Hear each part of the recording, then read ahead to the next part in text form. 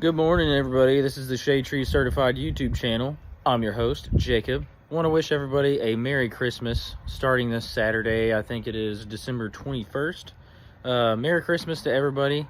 Hope everybody has a great and safe Christmas with their family, or if you're by yourself, or if you're working. I'll be working Monday, Thursday, and Friday of next week, so not much of a Christmas break.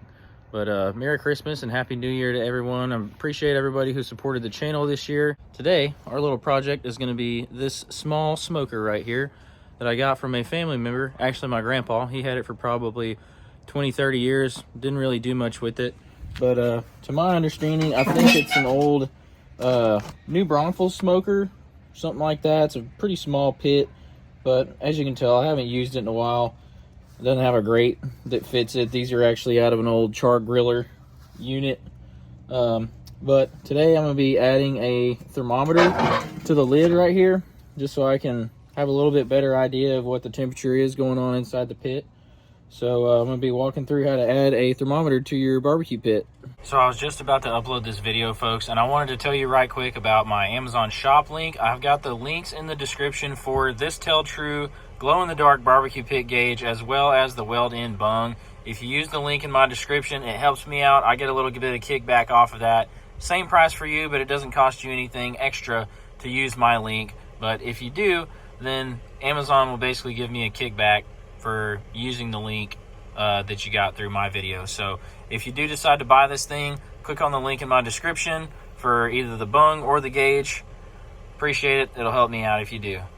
So first step is you're going to order a weld-in bung. You don't have to do a weld-in bung, but that's what I'm going to do just because I have a welder and the capability to put it in. So this bung right here has a 1-inch outside diameter. It says 7/8 on Amazon where I got this, but I mean 7/8 was the outside diameter of this 1/2-inch pipe. Don't even get me started on the 1/2-inch pipe being 7/8 in diameter. But anyway, this is a 1-inch diameter weld-in bung, and so I've already hole sawed my 1-inch hole. I'm gonna put that thing in there. I marked the top of this thing with a Sharpie mark. That is because I chucked that thing up in my vise and then tightened this gauge down in it to the point where I felt comfortable, where it was snug, that it wasn't going to leak.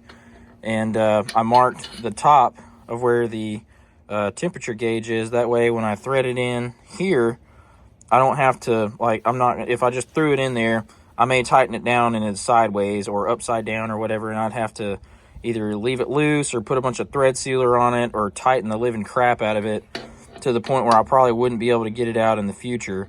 So the gauge would be straight up and down. But this way, I've got it marked, so I can just put that in the up position. That way, once I weld it in, I can just snug my gauge down, and it's going to be straight up and down. But at this point, I'm going to cruise on over here and fire up my Miller Trailblazer 325. I need to check the oil first. Always check the oil. Doesn't matter what you have. You may have just changed it yesterday. Looks like it's got good oil in it. I actually did service this thing about a month ago, and I've put like 20 minutes of runtime on it. So let's get that booger cranked up and warmed up since it's 30 degrees out here.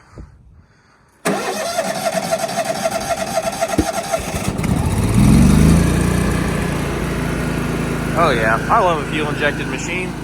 All our people, when they're at work, they take the proper steps to be safe, you know, wearing safety glasses, gloves, the proper PPE.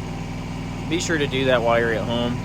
It doesn't do you any good if you're at home and hurt yourself. It's honestly worse than if you get hurt at work, because at least you can get workers' comp if you're temporarily or permanently disabled at work. But if you get hurt at home, it's on you. So be sure to protect your eyes, protect your ears, wear hard-toe shoes if you need to, you know, wear all the proper PPE. Now that I got the hole drilled, I'm gonna go ahead and knock the paint off of that with the grinder so I can get a good weld on it. And then I'm probably gonna hit this bar over here or something with a welder so I can get a good ground on it. But I'm gonna hit that with a grinder right quick and then start prepping for welding. I knocked the paint off of there. Also knocked the burrs off the inside, because I think I'm gonna go ahead and run a weld on the inside. Also, I'm gonna hook my ground up on this little bare spot that I ground off. Stick my bung in there with my mark facing up. And for this, it's pretty thin stuff, and I'm running the voltage pretty low. So I'm just going to use a 3/32 7018. I'm not worried about running a root past 6010 or, you know, capping it with a 5/32 7018 like them old pipeliners or nothing.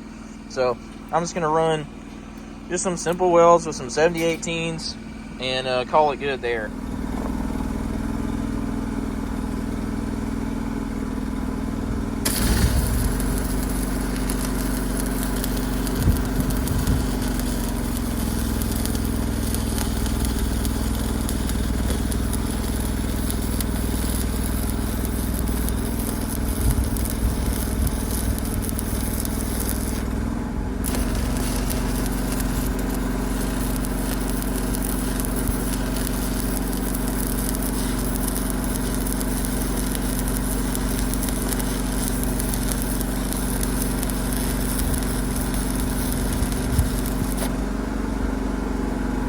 Well, I was going to run a weld on the inside of the lid also, but that one came out pretty freaking wayno. So I'm just going to call it good right there with one weld.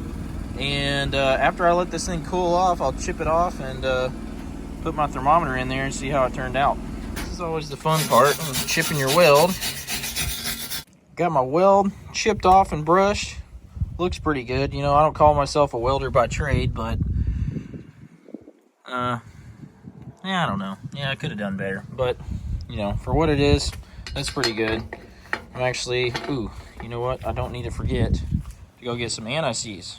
Cannot forget this. Your future self will thank you when you put anti-seize on any thread that gets hot.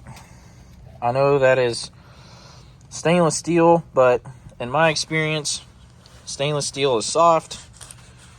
I experience it almost weekly, where you go to rip out a stainless steel bolt and expect, oh yeah, man, it's stainless, it should come out real easily, but it doesn't. That wraps up today's project.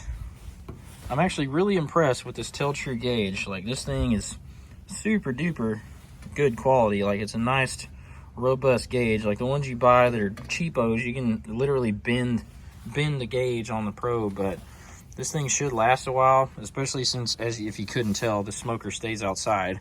But really happy with the way this gauge turned out. The gauge itself was a little bit more than I wanted to spend, but I didn't want to be buying this gauge again in a year. So I went ahead and spent the $56 on this Tel-Tru gauge, and this thing actually glows in the dark too, believe it or not. And I think that Welding Bung was like $7 on Amazon, and it was actually true to what the description said. It was a 1/2 inch national pipe thread, but the only thing that was off about it is it said it was a 7/8 OD, and it actually turned out to be a 1 inch OD. So hopefully this helps y'all out. Nice little project for a Saturday. Till next time, this is the Shade Tree Certified YouTube channel.